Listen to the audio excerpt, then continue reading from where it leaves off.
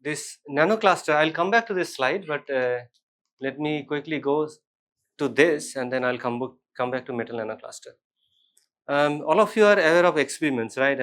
Chemistry is fun, because we do the experiments, we go to the lab, deal with test tubes, chemicals, and mix them, do magical stuff, starting from changing colors to creating some crystals to seeing something happening there, bubbling, bubbles come out of a test tube or a beaker.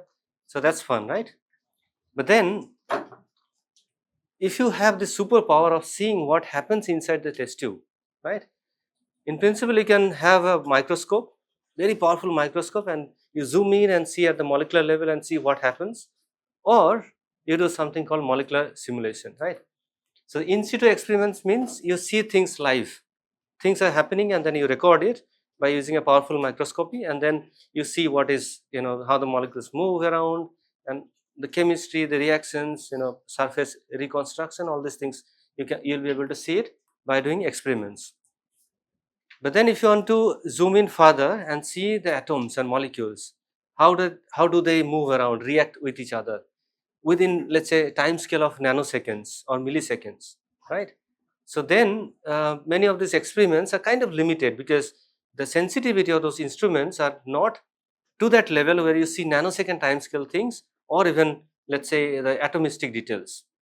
I mean, there are sophisticated instrument for sure by which you can do it, but for now, let's say, a very convenient way is to do the modeling, or it's called simulation, computer simulations. The word simulation means that you mimic a real process, meaning that the way we are sitting here, if I ask you, okay, just stand up and roam around, that's a process, right? So initially we are sitting in an ordered phase. So assume this is a crystalline phase, and if I ask you to do, stand up and roam around, that could be possibly molten state, right? So we study from ordered to disordered state, and this can be modeled in principle on the computer. So each of you would be a particle or an atom, and then we interact with each other. I mean, we don't collide. There's a less chance that we collide or we sit on top of each other. We don't do that. So eventually what you see that there are some interactions, or let's say the kind of our comfort zone. So the way we are sitting is like we are maintaining some distance. Okay, we are not sitting on top of each other. That's not allowed because that's a high energy process. And then, so that's kind of interaction field that we think of. And then when we disperse and then move around, then there is another way of interactions, right, at two different conditions. So this can be in principle mimicked or modeled using computer, okay, and then you see the same process depending on some conditions. So computer simulations is you utilize computer to simulate a real process. That's the background, okay.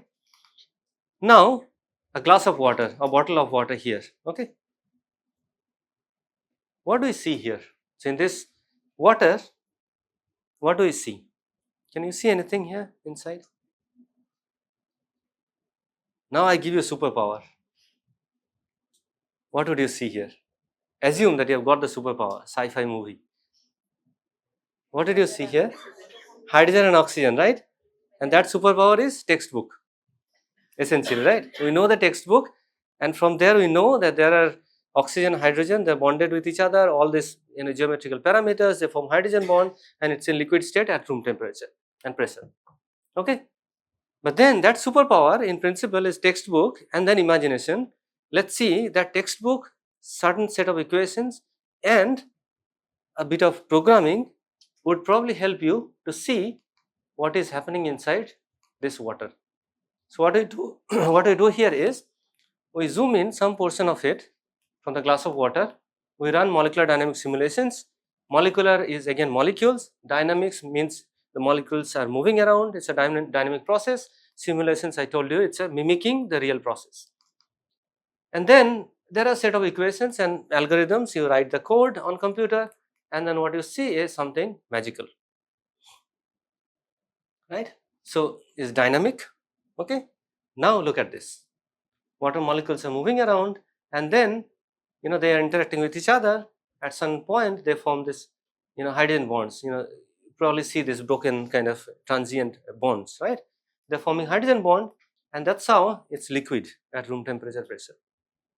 So the way you could imagine here, or probably you would utilize a microscope, you do the same thing on computer to get the stuff like this. So what is next? Do you believe this? From textbook, yes, we believe that okay, water molecules, they interact through hydrogen bonds, but then how do you quantify, how do you validate it, that this is water? What you do is, after running the simulation, you analyze the data. So you analyze the trajectory and calculate certain properties like density. What would be the density of water at room temperature and pressure?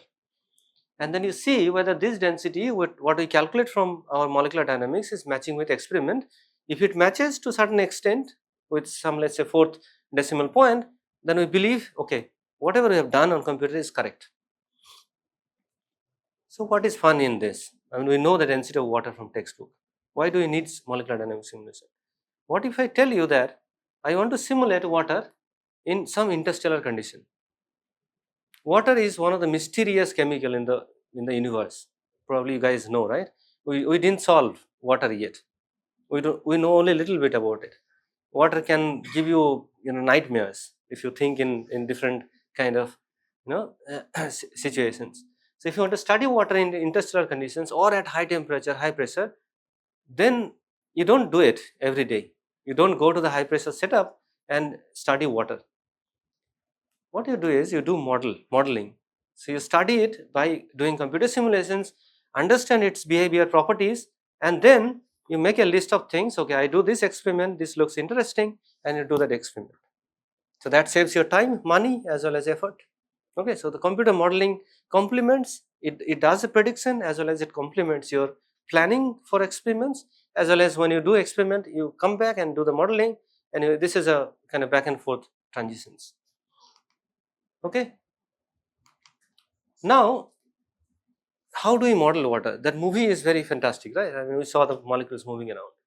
What is the underlying physics behind it? So now probably this is very, again, going back to textbook, 6th, 7th standard, we have studied mechanics, right? When we walk on the street, right?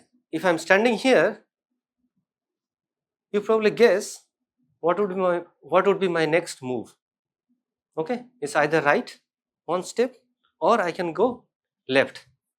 There's less likely that I can fly, right?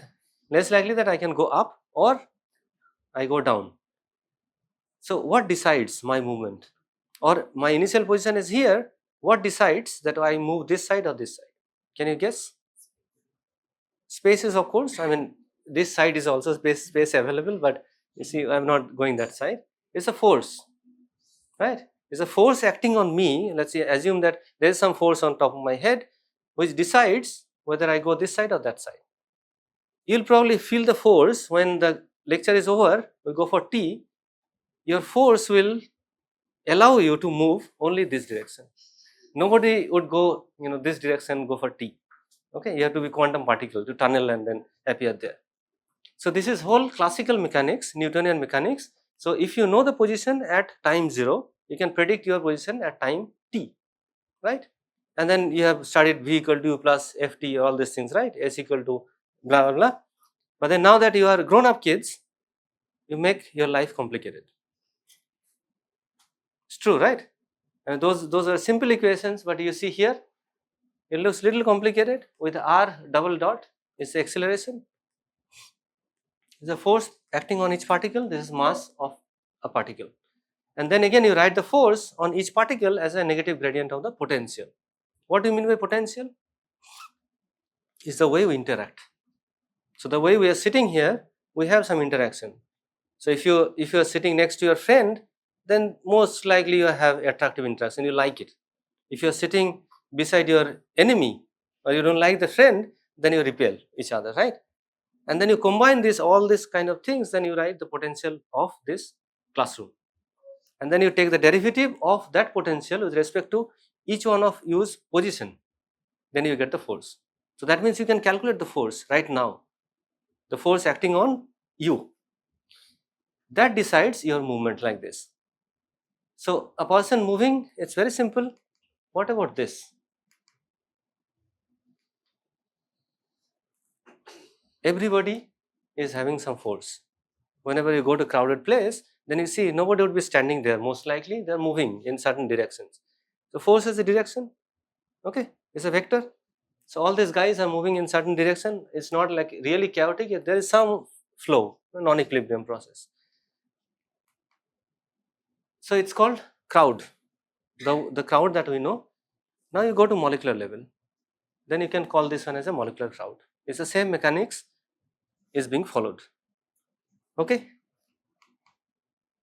Now this one, our interactions, we can kind of comprehend the kind of way the way we interact with each other.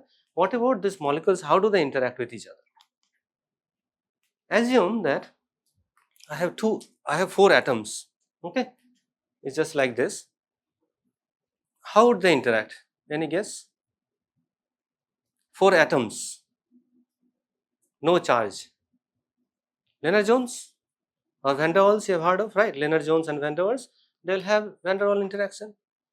And if I add some charge on top of it, just labeling it, somebody has plus some charge, someone has minus, then another interaction is electrostatic Coulombic.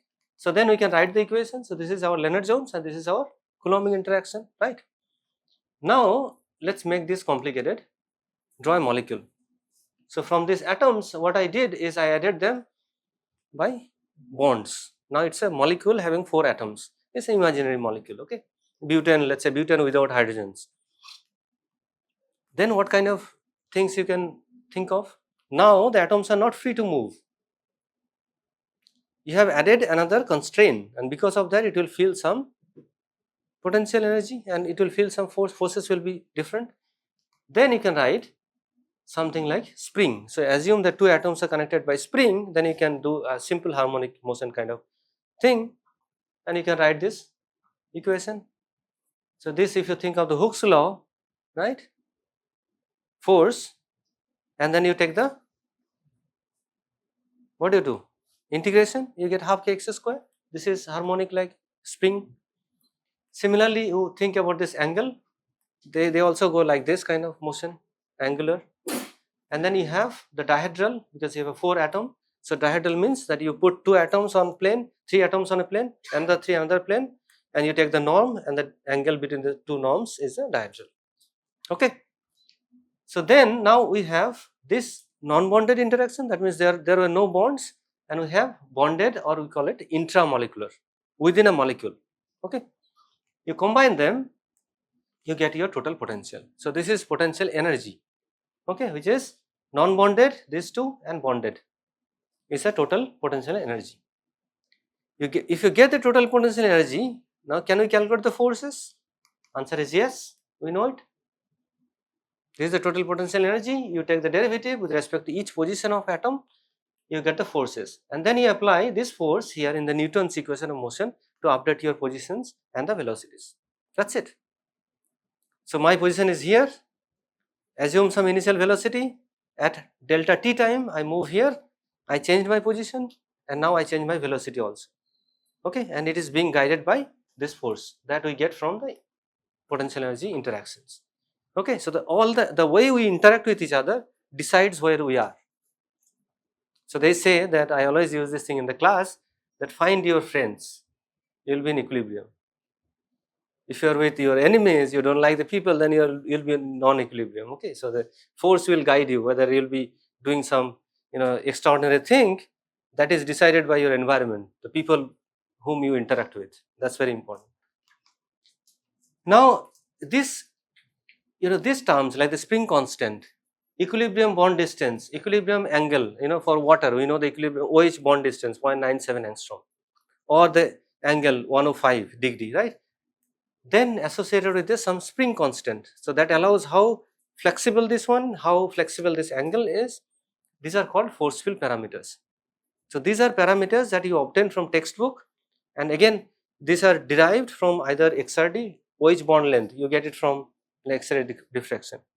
You do IR, infrared spectroscopy, you get this kind of spring constant, stretching, bending, those modes you can calculate. So these are called force field parameters. So these parameters you need to supply to the computer.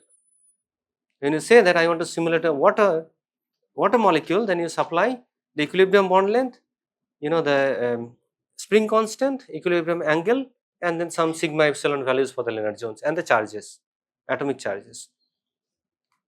Then what you do is, typically this is a bit advanced stuff, that you use something called integrators using finite difference method to update positions and velocities. And those of you who would study StatMech probably encounter this algorithms. That's all about molecular dynamics. You write the potential energy function, take the derivatives, use integrators to update position and momentum. Now, how many of you are aware of very old movies, black and white, how they used to shoot the movies? Any idea? Satyajit Ray, that era. Okay. Charlie Chaplin, even that era. I mean, I'm just a little, forward.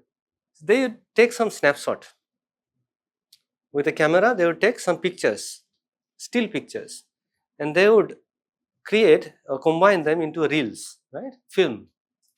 And somebody would take this film to go to theater, and somebody would rotate it and project it on the screen. Have you seen this kind of thing with the sound? It would sound. Molecular dynamics is something like this. At time 0, right now I take a picture of this classroom. After some time I take another picture. Okay, right now it is not changing much, but if I ask you to roam around, I take snapshot every time.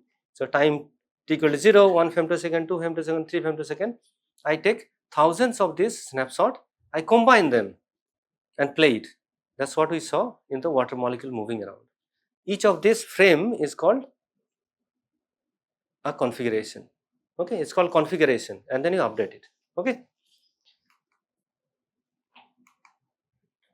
Now, what do we do in molecular dynamics? We have a system, this classroom. Okay.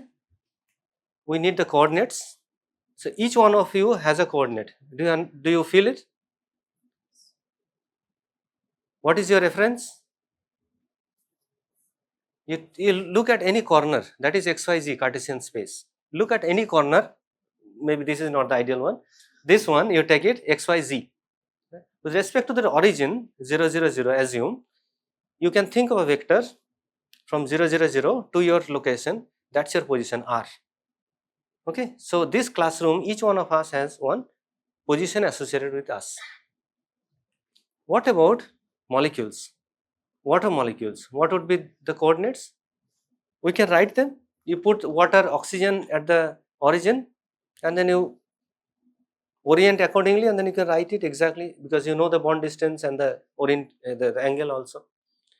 For proteins, let's say, proteins, right? Amino acids, long chain. Where do you get the coordinates? You go to protein data bank. So the structures are solved using XRD or NMR.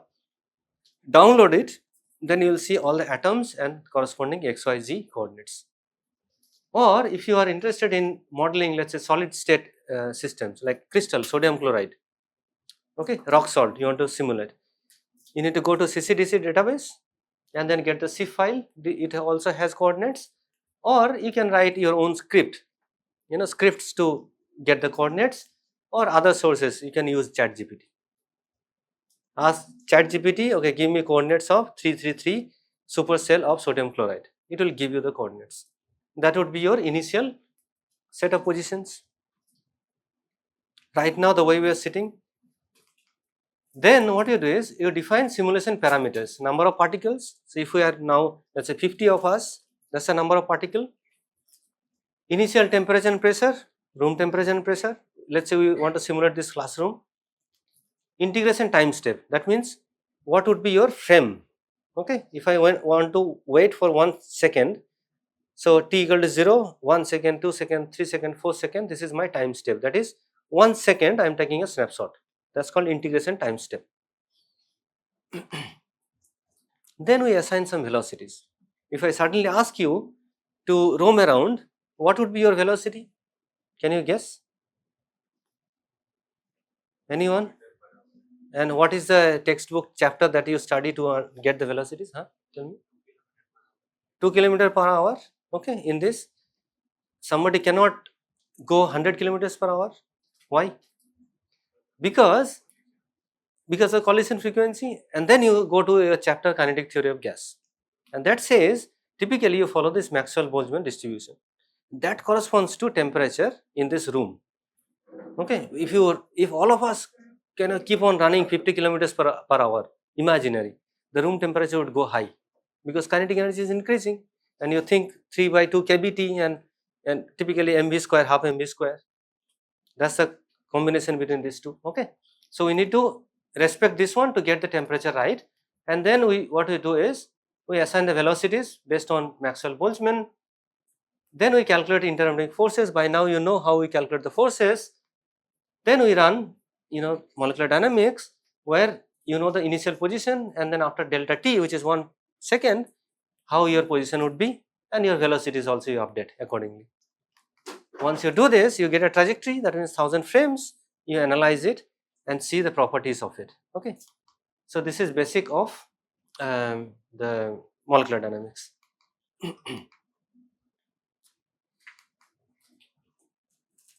Now, so far we discussed about us or atoms or molecules. Did we talk about electrons? No, we didn't care. We thought that okay, we model atoms connected by springs. So that's a classical description. That means we don't know what is happening inside one atom.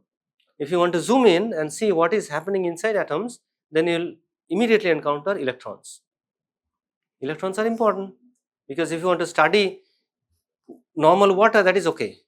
But if you want to study a chemical reaction happening inside this water, okay, then you have to deal with electrons. So how do we deal with electrons?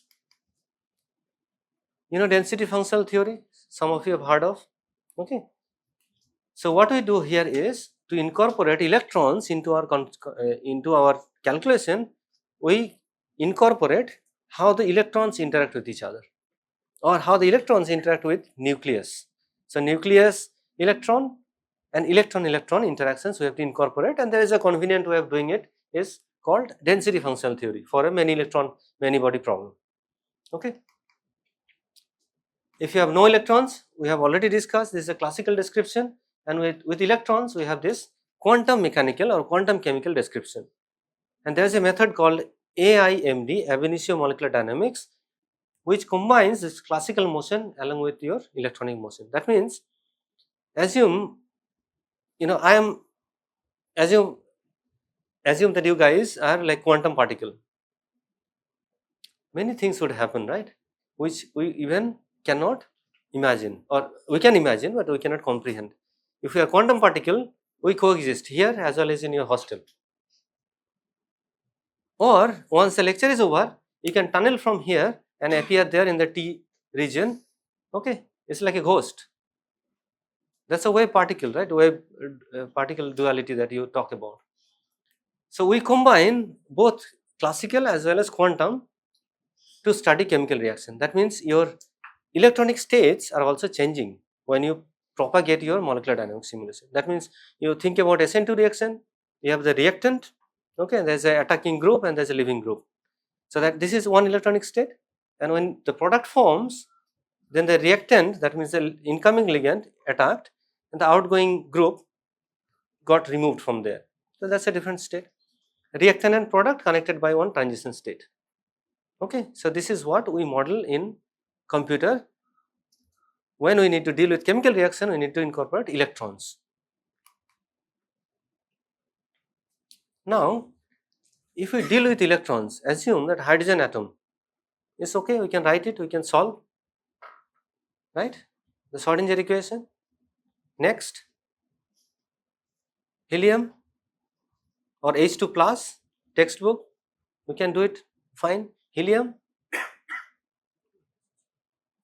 extremely difficult, right? You can write it, maybe months or something you derive, but then you end up with something electron-electron correlation. That's where the problem is. Now think about carbon, CnHs. Now you go to palladium, lead. You see where we are making the kind of thing, life complicated. And if you want to calculate all the electrons and their interactions, it's super complex as well as time consuming. Even if you use computers of, let's say, probably you spend $1 billion and you purchase one computer, that too also would struggle with solving some of the problems that you need to run simulations of huge, let's say, system having heavy metals. That's difficult. Now, you remember I was talking about a time step or time scale. Typically, we in the atomic scale or atomic or molecular level, we deal with femtosecond time scale, picosecond, okay, or nanosecond. To run a simulation of 10 picosecond, including electrons, typically we need a week time with if you use GPUs. But 10 picosecond, what happens? Do you think anything happens in 10 picosecond except some rotation and something like that? No. Reactions, the experimental lab, you put some sodium chloride, supersaturated solution, stir it, go for a coffee and come back, then you will see the crystal. What is the time typically? Half an hour, right? Or if you have a very quick, the process, that means the reaction would happen in seconds. So there are experiments where it's called a chemical clock, right?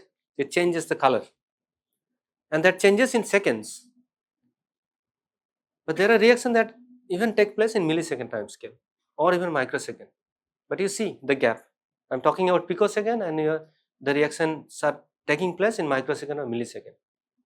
We cannot do it. If you want to run a microsecond time scale simulation using quantum chemistry, the electronic description, this life is not enough. Okay, meaning that you have to take both many times. You have to be born and then keep on running the simulation. So that would be the time scale. There is a way out. Let's not run the simulations with all electrons every time. Take the help of a neural network. Okay, so neural network means that I know the energy of this classroom at a given condition, number of particles, volume and temperature, which is called canonical ensemble. If you study StatMath, we know the energy of the entire classroom.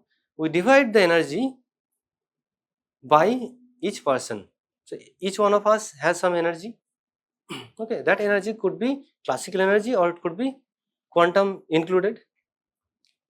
We ask the neural network to remember this set of particles at this state, this is the energy. We change the configuration, again we supply the energy. So that means now we are teaching somebody that, okay, for this configuration this is the energy, store it with you. At some point I'll ask you, what is the energy of this configuration which I give you now? Then that person would probably tell you, okay, this is energy. So that means what we are doing is essentially training, okay, training somebody. So assume that we are training a kid, the horses and the goats and those kind of things, right? So depending on the look, the some features that kid is learning, these are the horses and these are the goats probably. At some point we take that kid to a field, mix horses and goats, that kid would be able to distinguish between those two animals. It's the same thing.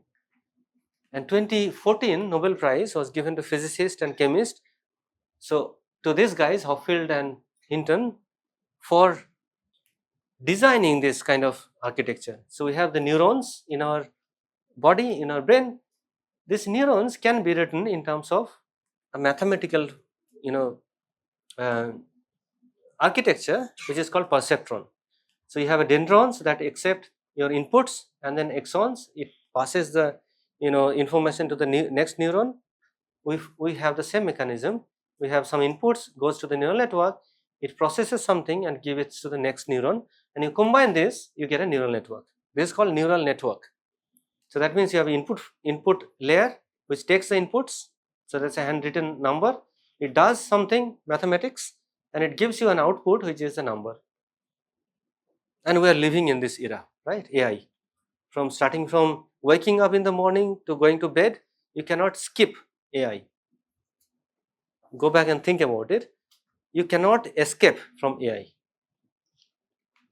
Anyway, so let's see how we apply this stuff. So what are our interests? So we apply machine learning for molecular property prediction. We can predict energies, we can predict spectra, reactivity, machine learned potentials for molecular dynamics and material simulations. So now in simulations we need to calculate the energy every time. What if we tell the network to store the energies and remember, and we don't calculate the energies? That means the molecular dynamics would be faster because we are not calculating every time. So that way we can apply machine learning to molecular dynamics. We can utilize those for drug discovery. AlphaFold, all of you have heard of AlphaFold. It kind of solved 50 years old, the problem of understanding protein folding. So that means you start with an amino acid sequence, you give the sequences, you run the AlphaFold code, it would give you a protein folded structure. Okay, we can utilize those kind of architecture to do drug design. The COVID medicine, it came within few months. It's only possible because of this machine learning models, which would otherwise take 10 years. Okay, that's the impact of AI. We can think of retrosynthesis planning. What we do essentially in neural network, we are training the network with some information. We have studied name reaction, 30s, 40s, 60 name reaction we remember, and then we go to exam and then we see this and we apply, okay, that reaction, name reaction would apply here. Now machines can do that. Train the machine with all the name reactions. Now it can give you a retrosynthetic pathway, go back and this would be your reactants, and go back and forth, and even it can predict whether this molecule can be synthesized in the lab or not. That's the power of ML. Material design, okay, you want to design something more, let's say that can sustain some what do you call it, pressure, high temperature, high pressure. For many applications you can design it based on some existing data. Self-driving labs, whatever we do in experiments, okay, many times what we do, I mean, I'm not so familiar with experiments, so pardon me if I say something not so pleasant for experimentalists, but let's say imagine that you have a set of reactions that you plan to do tonight or this afternoon, hundreds of reactions, and that's a kind of, you want to do the combinations A plus B plus C with certain proportion, some, let's say, mole fraction. That part can be in principle done by a robot, and in that same time you spend something to do something more creative, more complex. Isn't it a good idea? Then instead of spending 2 hours to do all the reactions, let the robot do it. So now the self-driving labs are kind of, people are building the self-driving labs. So they are just setting up one code on the computer. That code gives the commands to the robot, and robot is doing all the chemistry experiment. In that time, you are thinking about something very different, very creative than doing that labor work, typical work. Okay. Yes. Self-driving labs, like maybe it is possible that we will not be able to get some anomalic results. Like sometimes we get something that we don't expect, so that will never come in self-driving. Yeah, it will never come. So self-driving lab is something to do to replace this laborious job that you do typically repetitive. But interpretation and all, that's where we need our intervention. To discover something, you need human. To do something, you can replace it by robot. That's the difference. Okay. Now, in molecular dynamics context, what we do is, let's say this is kind of a neural network. What we do here is we incorporate the coordinates, because we needed the coordinates. You remember when we run molecular dynamics, energies and forces we supply to the neural network so that it learns and gives me the energy. So this Beller and Parinello in 2007, they thought that potential energy surface can be learned using a neural network, and that's how we kind of bypass calculating all the energies and forces, in the simulation. That way we can accelerate the process. Okay, slowly I am going to machine learning driven or AI driven molecular dynamics setup, and this allows us to do simulations almost at the accuracy with ab initio quality, that means DFT level accurate simulations, but the speed or efficiency is almost comparable to classical simulation. That's the power of this neural network. And we utilize this kind of codes which already exist, openly available, to run the simulations. Along with this, we write our own codes to do a lot of other stuff. Okay. So now, if you want to do something fully quantum chemical or quantum mechanical, you take the help of DFT. DFT, all of you have heard of. You do Gaussian, okay. But Gaussian calculations or DFT calculations are restricted to few tens of atoms, 50 atoms, 60 atoms, 100, still okay. Beyond 100, you need to run it for 1 week, 200, maybe 3 months, then you go to 1000, several years. Okay, that would be your scaling. With machine learning potential, you can accelerate the process. The one that would probably take 3 months, now you can do things in 1 week with the machine learning. But the macroscopic observation, again I told you, this takes place in microsecond on millisecond time scale. There what we need to do is we need to accelerate the simulation. So typical molecular dynamics simulations are run up to microsecond or millisecond with super powerful computers. Okay. But then if the process takes place in 1 second, then you cannot study it. So for that we need to again add something called enhanced sampling. The word enhanced means you are enhancing something in the system. You are enhancing fluctuations. Meaning that we are sitting like this in a crystal phase. I am the person, this enhanced sampling guy.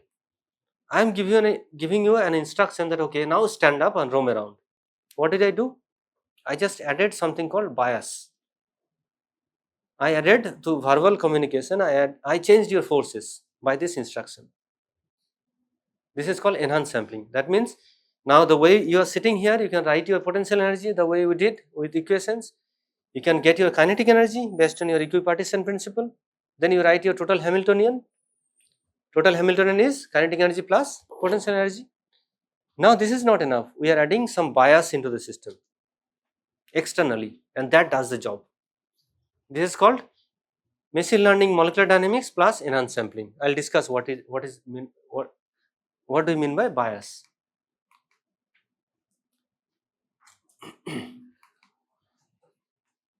Okay. Now for a while we are changing this tone a little bit. So far we talked about atoms and molecules. But then if somebody says that I want to study nanobio system, very big system, okay, then you cannot even think of simulating it atomistic level. So you need to go to something called coarse grain level. So that means if you think of this benzene here, now it has 6 atoms. If you forget about hydrogens, you can run a simulation with a 6 atom benzene. But if you have 1 million, 1 billion benzene, then what you do is instead of taking 6 atoms, you take only 3 atoms. So you combine these 2 carbon by 1 bead. It's called coarse grain models. So that means out of 50, we make some cluster. These 2 guys would have 1, these 2 will have 1. So that means we are reducing the number of degrees of freedom in the system or number of particles. That is another way of accelerating the process. Okay. So 2 ways. One is you add the bias.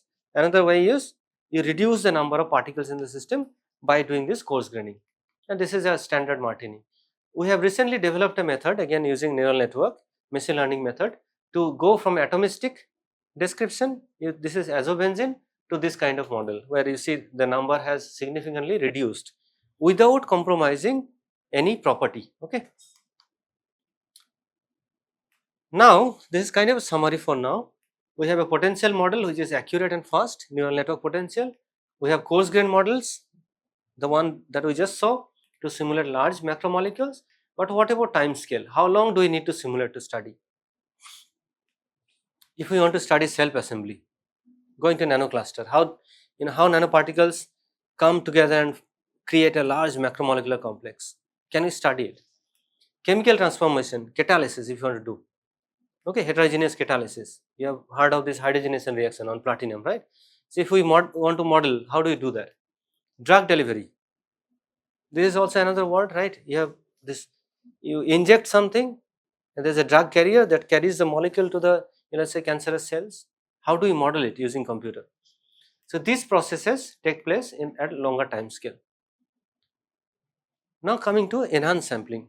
If you want to simulate, a process or a system in equilibrium, that means the water. So that means you have one basin. So I took one example. So that means you stay here all the time. This is simple water.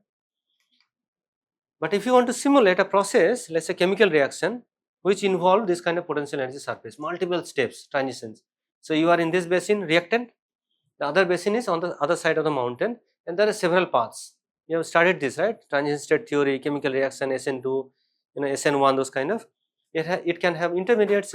It may not have intermediate. Only transition state that goes from one end to the other end. How do you deal with this kind of multi-state problem? Or a typical textbook protein folding scenario. Let's say this is your folded state. You come out of it, you go to unfolded or misfolded state. Or this is a typical textbook. This is a folded basin and outside of it is unfolded region. How do we simulate this kind of process?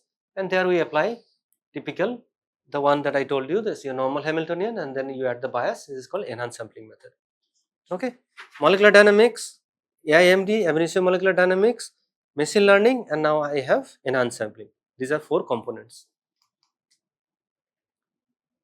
So if you are here, let's say, imagine your SN2 reaction, you are here, you remain stuck. If you simulate it for nanosecond, you will be stuck here. How do you come out of it? You pour water. That is the bias, meaning that you are helping the system to go from one end to the other end by pouring water. You think of this guy. Initially it was stuck, you pour water, or it is raining, then now it becomes flat, and you know how much water you have poured inside. You flip it, you get the free energy surface. You know about potential energy surface, right? All of you are aware of potential energy surface. Then you add your T delta S. You think of Gibbs-Helmholtz equation. Delta G equal to delta H minus T delta S. T delta S if you add, then this is your free energy surface going from one basin to the another basin. You think of exothermic reaction, endothermic reaction. Then you have in the free energy setup endogenic and exogenic, this kind of reactions, right? You go from one basin to other basin, and delta G negative or positive, depending on that you know the feasibility of the reaction. And these are some advanced stuff that how we construct the bias. So that means how we construct the water, how much we are pouring, and how we extract the free energy from that. Okay. Now this is kind of a summary.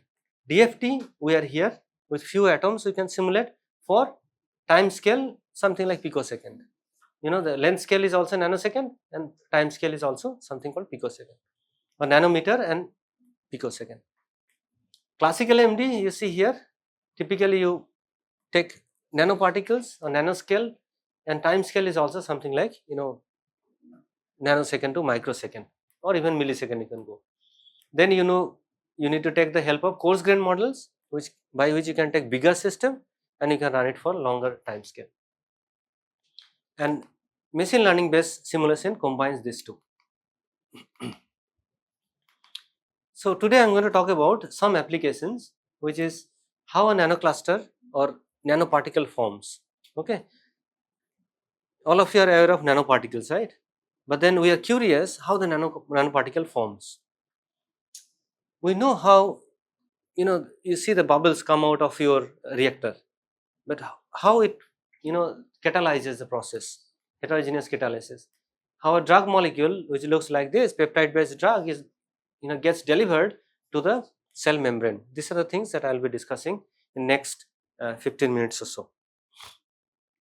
Again, the summary: normal molecular dynamics, enhanced sampling, you go back and forth.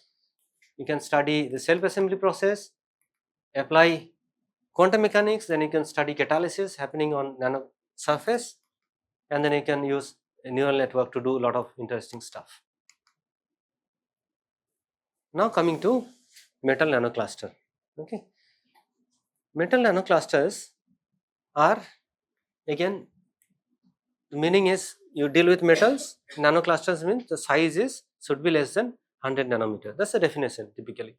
But the one that I will be talking about is what Professor Pradeep is expertised. I mean, he's a pioneer of this nanocluster field.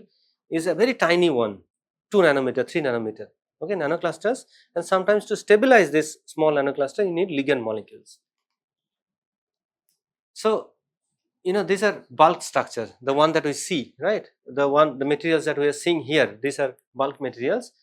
You think of nanoparticles, so typically in this range, you go, make it smaller, and then you get nanocluster, and then you go to atom. So this is a kind of spectrum. Depending on that, either you deal with bands, or you deal with molecular orbitals, or you deal with atomic orbitals. So again, this is a kind of textbook stuff, going from atomic orbitals, molecular, band, and then you talk about electronic state structures. So this is one type of nanocluster which is monolayer protected, meaning that you have the core, which is again certain number of metal atoms surrounded by, or rather protected by, ligand. So typically these are organic molecular ligand which are coated on top of these metals through thiol bonds. These are atomically precise, they have well defined structure, they are ligand protected and well defined molecular mass. I mean, these are important for chemistry as well as how we characterize it. Their applications: drug delivery, catalysis, self assembled material for certain device and sensors. Now coming to how a nanocluster is born. So birth of a nanocluster, again using all the tools that I discussed, machine learning based molecular dynamic simulations. Okay, so this is our final nanocluster that we see how it evolves in molecular dynamic simulation. Let's see the movie first.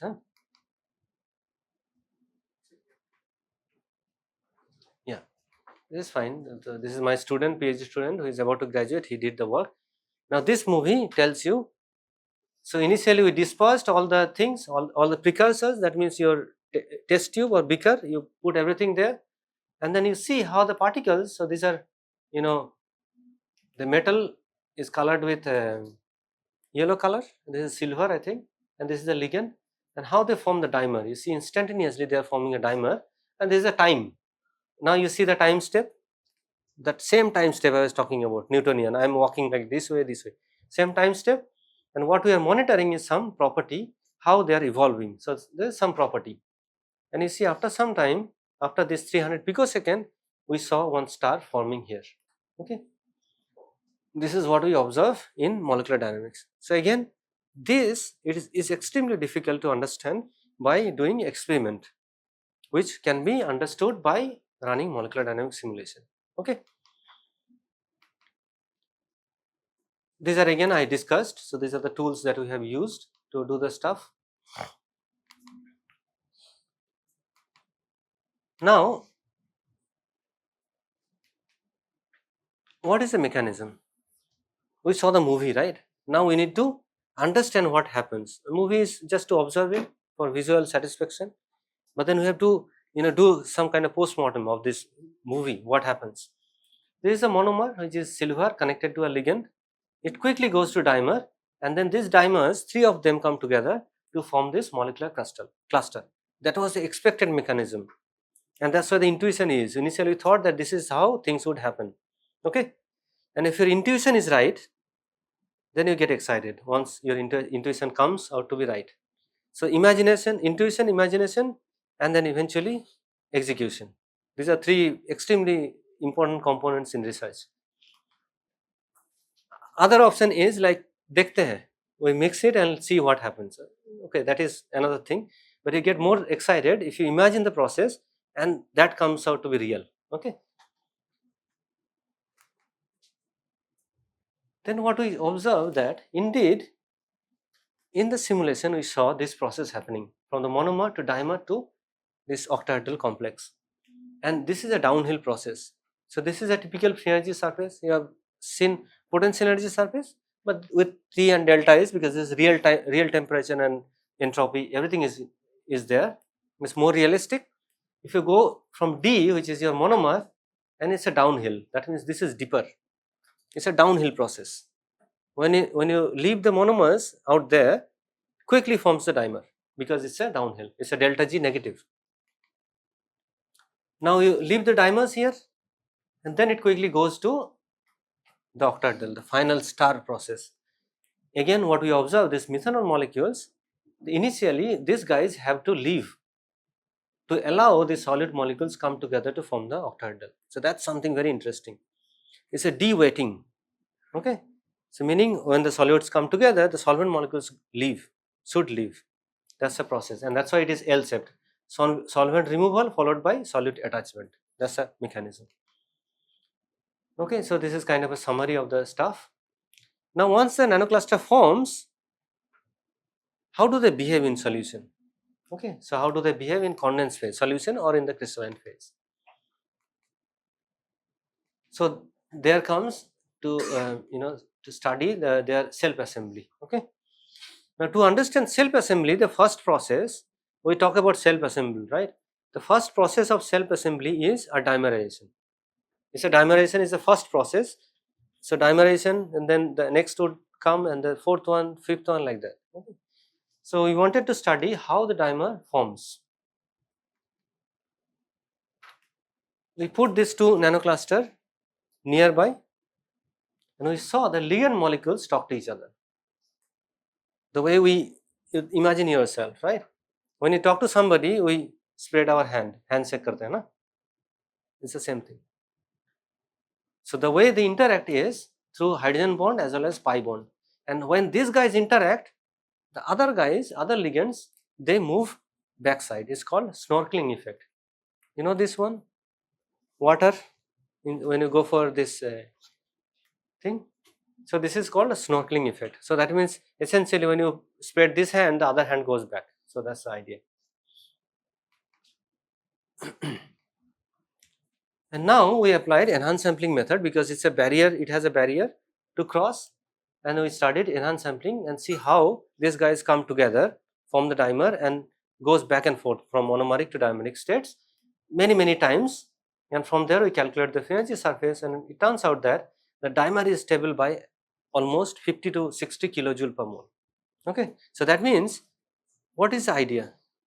So from here you know that if you take this nanocluster in the lab with some saturation, leave it, it will form some self-assembled structure because your delta G is feasible, it's negative. We did a bit of pH dependence. It's not really, it's kind of mimicking pH because we tweaked the ligand charges because this is carboxylic acid. So we can have carboxylic acid or carboxylate depending on the pH, and we found out that around 25% deprotonated state is the best one to form the self-assembled state. So these are again computer prediction. No, it will not stop. The dimer was just to understand the initial step. Now we leave everything in the solution, in the soup. Now you see these guys are forming, so these are sodium cations, they accelerate the process. Now they form this kind of structure. You see this kind of linear, it kind of form bands, it kind of shows some pattern. Okay, but this is again initial studies.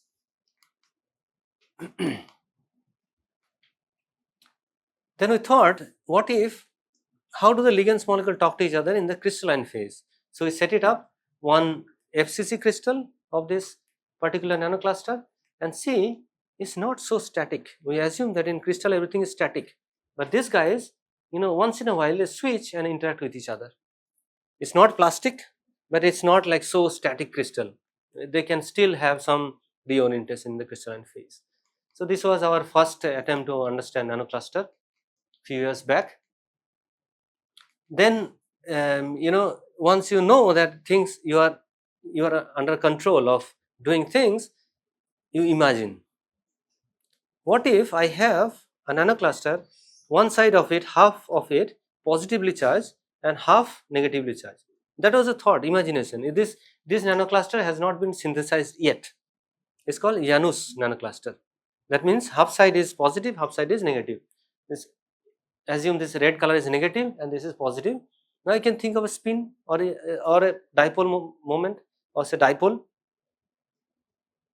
So without doing anything, you know how the dipole would be aligned, right? They can be aligned like plus minus plus minus plus minus, like that, linear. It can have a triangular one also, but with some level of frustration. You can have benzene like this kind of thing. This you do on the paper before doing anything.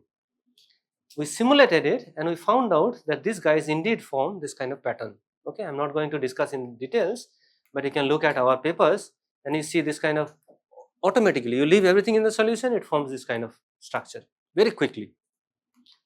And then we recently studied how if you incorporate some level of chirality in the system. Okay, so this nanocluster is not chiral, but the way they aggregate, it forms kind of helical structure. And we have studied how each particle, one particle comes and sits here, and then helical, it grows like this. So this is again imagination, and eventually it ended up we ended up getting something circular as well as this helical pattern, and that matches with, to some extent, again the length scale are different, with a paper recently published. We followed this paper and modeled it. So this is, you see, like here, you coil them and it formed this kind of structure. Okay. Then we thought nanoclusters are promising in catalysis. Okay. It almost mimics like enzyme. How? If I show you this structure, then probably you realize, where is it? Let me see if, look at this. If I show the nanocluster in this representation, okay, with volume, surface and those kind of thing, then the ligand molecules which are shown in blue color, there are some kind of pockets. This reminds you of this Pac-Man type of model that we study in protein, right? So there is a protein, the ligand goes and reaction takes place and product forms. This is also almost like a enzyme mimic. We thought that, okay, let's model something here. Let's model one chemical reaction mimicking, let's say this is almost like enzyme mimic. So we took this again, this is a published paper in SES catalysis, and we wanted to study how the cyclization takes place inside this nanocluster using computer. So before doing that, we did something in two different solvents, and that we found out that in chloroform these pockets form very quickly. That means this part is exposed where the catalysis may take place. Okay, but here it is random, so it's not allowing, it will probably not allow the substrate to sit in, but these guys can allow the substrate to sit here as well as here, then reaction would take place. So we went ahead with this chloroform setup, chloroform solvent, and what we modeled is something like this. This is a substrate which is acyclic, and you'll see this guy oxygen took one proton from here, one hydrogen from here, another hydrogen it would take from here and from H2O2. So oxygen goes from oxygen to H2O2, and this ring gets cyclized. If you follow this, oxygen first it abstract a proton from here, next one from here, and then this guy O negative goes and binds and it forms a cyclized product. Okay, so H2O2, and now you see it's cyclized. This is assisted by a ligand here. That's the beauty of it. This reaction can happen in solution, yeah, but with a high barrier. Now this guy kind of stabilizes the intermediate by some hydrogen bond in between. That's how it is catalyzing the chemical reaction. That's the beauty of doing molecular dynamics and seeing things at the molecular level. And then what is the next thing? Because this is already experimentally done. So what have we got from the here? We can change this ligand. Now we can design. So change the ligand or ligand engineering, and we can design our reaction, and that would probably allow us to design some nanocluster for some target chemical reactions. Okay. Now if you want to understand what is the energetics of it, look, the transition state is here. This is tiny barrier, so that means it's a catalysis process. Okay, so you could find out delta G and all the transition states and everything. So I'll quickly go in 2 minutes and then I'll stop. But then another type of catalysis, which is heterogeneous catalysis on surface. Here also we took a magnesium oxide surface and I put a tiny nanocluster. It's a gold 8, but we created one defect intentionally to make things more complicated. So this defect, again you have studied in solid state, is called F center defect, meaning that you remove one oxygen, so you get some electron localized here, and that does some magic. Okay. So and the reaction that we are studying is CO oxidation. So carbon monoxide, you add oxygen, you get carbon dioxide. This is an important process. So this is the system that we study, and this is the reaction that we are interested in. Now, when we created the defect, there was one purpose.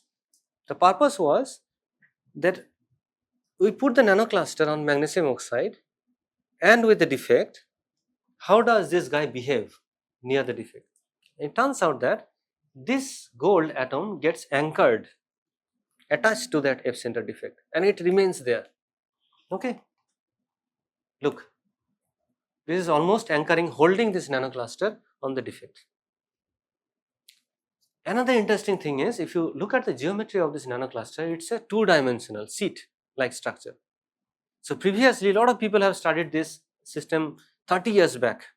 Okay, some pioneers in the field, they have studied this system almost 20-30 years back, and they claimed that this three-dimensional structure is dominant one based on some Gaussian, some gas phase calculations. But then this is not the case. When you apply real temperature, real pressure, and entropy, so this simulation is realistic thanks to machine learning. Machine learning allowed us to see things happening in real time, real temperature, and that revealed that it's not the three-dimensional one, rather two-dimensional one are dominant. And again, if you look at the free energy minimum, you see that these structures are here. That's a new thing, okay, with the AI changing the whole spectrum of molecular dynamics. Now that this is anchored properly, this is your active state of the nanocluster. It is localized. What it can do is it can bind carbon monoxide through this peripheral gold, and then the reaction takes place. CO is approaching slowly to this guy, and you will see at some point that this guy, CO gets converted to carbon dioxide, and this oxygen gets anchored to magnesium. In the next cycle, this gets utilized for another carbon dioxide. Okay. So there are certain mechanism. MPCs again we utilize for drug carrier. So very quickly, this metal nanocluster, this is a peptide based drug that can kill cancer cell. This is almost like a needle. You think of a cancer cell whose membrane is very weak, you bring one needle and burst it, like busting a balloon with a needle. That's the idea. What we studied is, so this is an experimental paper which shows, kind of speculated this might happen. What we observed in our case, that this peptide gets anchored to the nanocluster through this positively charged amino acids and very stable, and that allows this nanocluster to carry this peptide to the cell membrane. We have found out this energy barrier is not a trivial thing, it's a 50-60 kilojoule. That means this guy remains here and it carries like this to the cell membrane. And what we did here is, now you remember the coarse grain model, so we reduced the number of particles that allowed us to study this process. Look, the nanocluster is coated with the peptides shown in this different color, how it is delivering this peptide to the cancerous cell membrane. This again molecular dynamic simulation, by which eventually it gets here, this kind of peptide anchored here, and it disrupts the whole membrane. That means it's puncturing, it's creating a hole, and that way all the intracellular stuff would come out and eventually the cell will die. That was the process. So in summary, using computer simulation, starting from looking at the water in water bottle, we could go all the way to modeling drug delivery or catalysis, self assembly, how the nanocluster forms, catalysis, and drug carrier. These are all kind of things can be done using those set of equations and algorithms. That's the beauty of molecular dynamics. And once in a while, or very often, we collaborate with experimentalists, including Professor Pradeep. Whenever things are like we don't understand, like whether this is real or something can be utilized, we predict something and then talk to experimentalists, see whether this can be done. We have designed that can be synthesized or not, or the other way around. They have done something, they're not able to see things at the atomic level, then we do molecular dynamic simulations. Is complementary on both sides, and that way we could do things, some exciting science with this. So by the way, this is our website. If you're interested, team, all the codes and kind of things, tutorials would be populated. You'll find something here. It's not there, but if you go here, they'll find the codes. And this is my group at IIT Delhi. So these are the guys who does all the magical stuff. Okay, and the funding agencies for support. And thank you all for your attention. Sorry, I took little extra. Nice presentation. Thank you. Actually, I have a question. in Gaussian simulation, we have run for the HOMO and LUMO and MESP also. The HOMO and LUMO, there is a two color region, red and blue. The blue color region represents as a positively charged and red is a negatively charged. And come to the MESP, like molecular electrostatic potential analysis, it is totally different. Like positively charged region is represented as a red region and negatively charged region as a blue region. Why? Oh, okay. So this is kind of a choice. Huh? So there are two things. Homolumo is standard. Okay. When you talk about molecular electrostatic potential, you can choose the range. I mean, you can choose whether you describe your positive by blue or red. That is your choice. It's not like it's a convention. No. There's another convention that crystallographer use when they talk about density difference or some electron density difference or charge difference. Then you have to check whether they are plotting the difference as red or blue or they are plotting some absolute number. So this is kind of a convention people use interchangeably, but there is no science in this, but it's just a choice. It depends upon the molecules. No, it doesn't depend on the molecule. The way you choose the description. Okay. Not the basis set. So you want to show the positive from the molecular electrostatic potential. You want to show the positively charged in blue.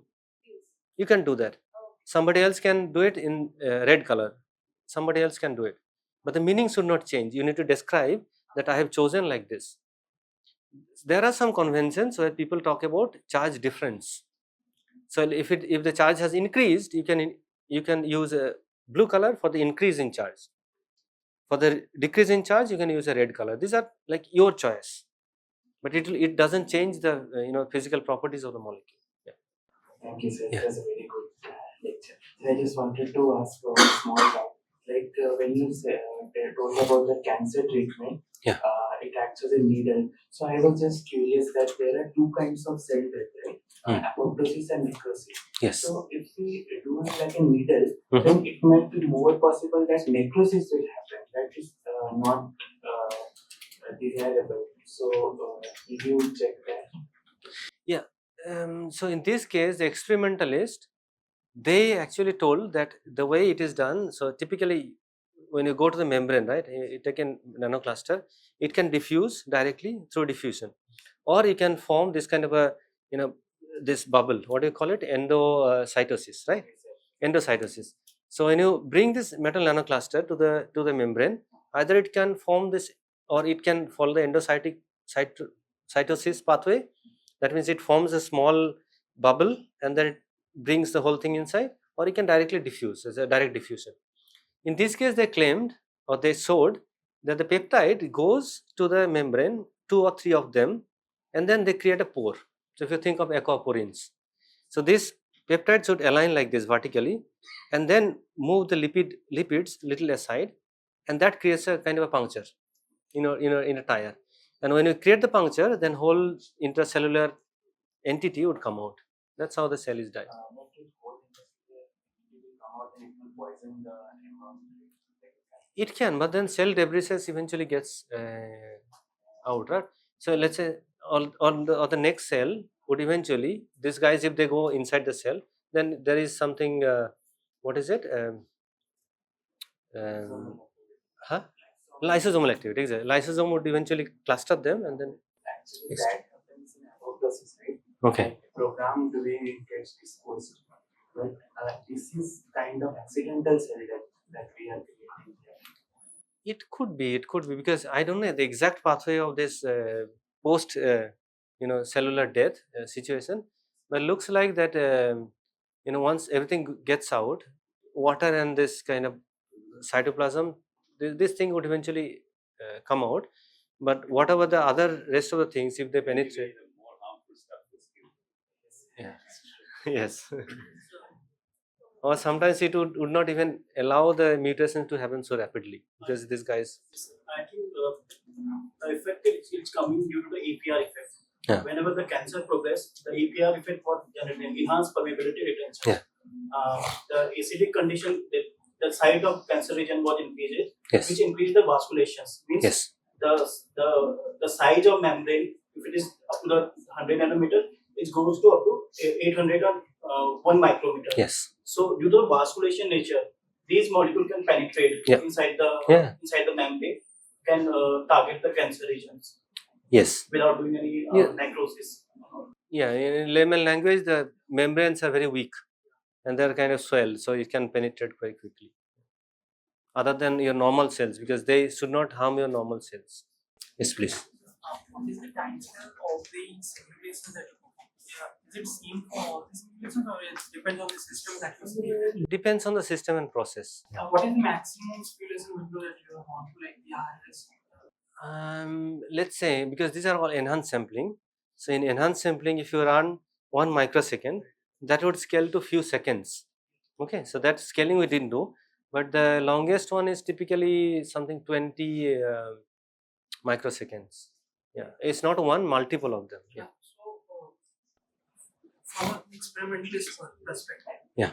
to corroborate this theoretical data, if I were to set up a spectroscopic experiment, a time-resolved spectroscopic experiment, can we look at this picture from that perspective and like bridge the theoretical and the experimental? Can we do that? Can we set up an experiment like that and then try to like understand your data? Yeah, in fact, I'm talking to some ultra fast people or SFG, those kind of, to see what happens at the interface, because the interface catalysis that when you do, probably some frequency generation that kind of would help. And then we are doing something called nanocluster under confinement, which Sukhendu we are doing.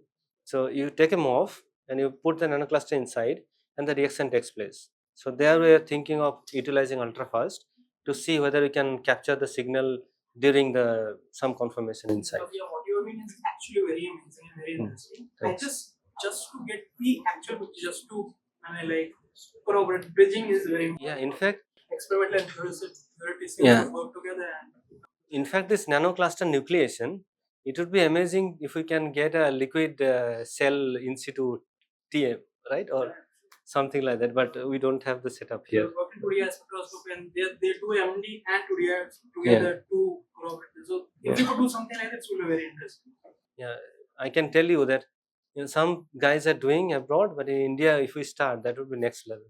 But I'm really hopeful with this, Professor Pradeep. Things would change at some point. Okay. Yeah. My question is, how do nanocluster activate small molecule like H2O2 CO2? So there are two ways to do that. One way is, let's say, thermal activation. It's mostly deal with charges. Okay, or even if you take it at room temperature, assume that the reaction is happening room temperature, the charge redistribution, the one that I showed you, takes place at room temperature.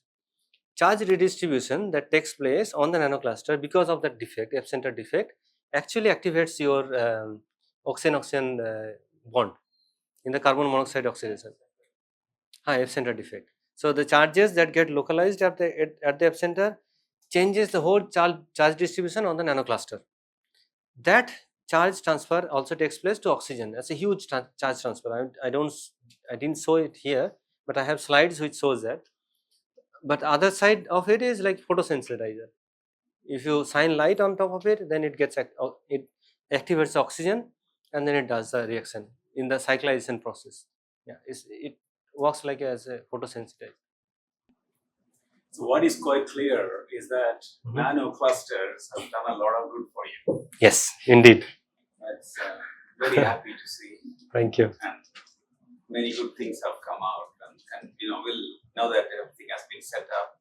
Yes. More collaborations and more activities will happen. It's great to see how this is evolving. Yes. But this is also, I think, this talk for the students. I think this is in a way build the right kind of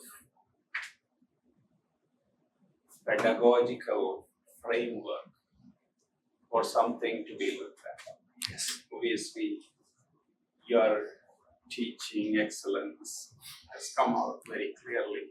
Thank you. From this. I was just before this, we were talking about opportunities. So maybe you've also gotten a message as to how to present yourself, especially when you look for opportunities, jobs elsewhere. There is something to collect from all of these as well. Hopefully, you've added that component as well. Thank you. To the discussion. I have nothing specific to talk about. I was looking forward to some data on the cryo-EM, Okay. which you would probably show some movie I was thinking. In fact, it is there really. I As you have just slides. now Yeah. talked about. Yeah. That is how these clusters are penetrating. Yes. So these are things that today cryosectioning can reveal. Yes. The very same molecule which is attached onto a cluster when it is delivered. Sections of these cells can be taken. Yes. No one has so far done that with clusters. Well, this is very much possible. Yes.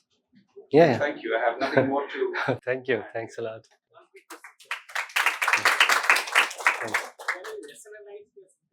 Your model, can we rationalize the synthesis of nanoclusters? If I want a, let's say, AU22I1, and you can predict that which means the composition of metal and ligand.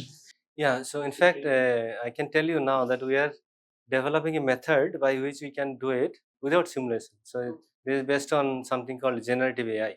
So he's saying that you mix all these things together, it makes only 22, not 25. Yeah.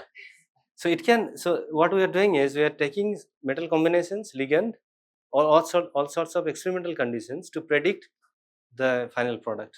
So just give us few months, the method would come out. Yeah, we are working on it. Yeah. I mean. Thank you, sir, for showing that how modeling turns complexity into clarity. Thank you. Sure. Thank you. Thanks a lot. Thanks everyone. Wow, you are putting everything into